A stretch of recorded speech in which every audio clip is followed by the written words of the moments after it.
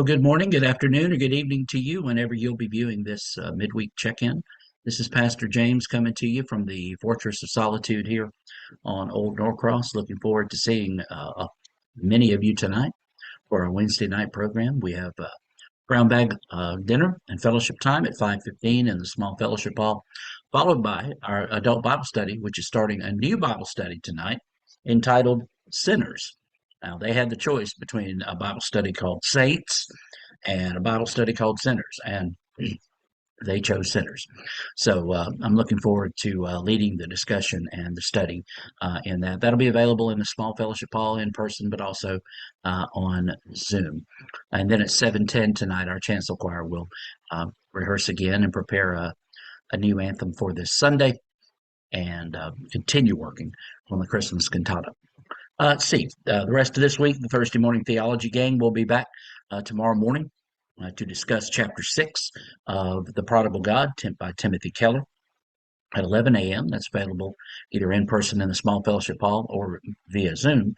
And then this Sunday, we have our regularly scheduled programming. The morning prayers at 9 o'clock, the Sunday school at 9:45. We have our worship hour at 11. And then following that, we have our annual congregational meeting, which we will be voting on budget for next year and new officers for the board next year. And at this point, I believe we have one person nominated for deaconess. And so all of that will be taking place. There is also a vote on an amendment to the bylaws and an addition to the bylaws. And everyone should have received all of that information through the mail.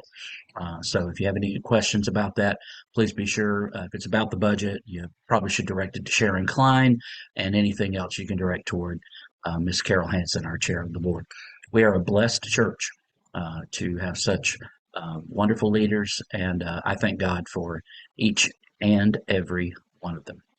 Last week, I sent out a volunteer opportunities email, and one of the things that I was opening up for volunteers was leadership of our 9 a.m.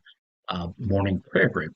And a good suggestion was made as to facilitating that leadership. And I want to, just go ahead and thank the person. They know who they are for that recommendation. But it was decided after some conversation and some prayer, not in that order, that the leadership of the morning prayer group would continue with me helming that up, and I am delighted to do that, and I look forward to it. And I hope that maybe some of you who haven't been joining us for that time of morning prayer would consider getting up. I would say a little bit more reasonably early, but coming on out at 9 a.m., it's a good time to get together and to share our hearts and our prayers with the Lord and to fellowship and be here with one another. And so I just want to encourage you, if you haven't been doing that, to consider prayerfully making that a part of your Sunday mornings. Okay, let's see. A lot of stuff coming up next week. It's my favorite week of the month.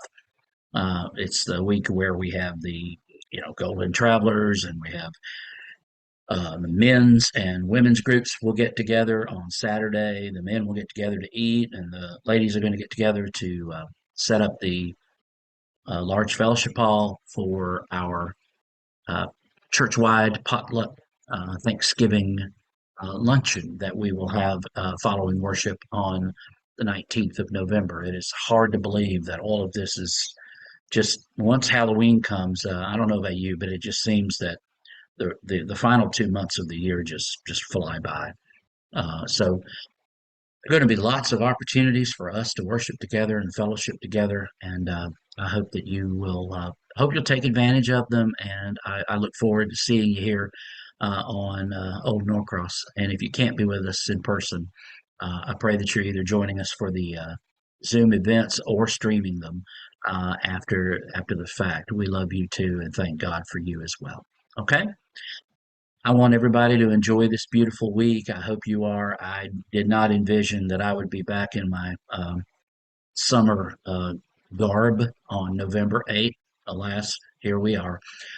But thank you again for the privilege of being your minister.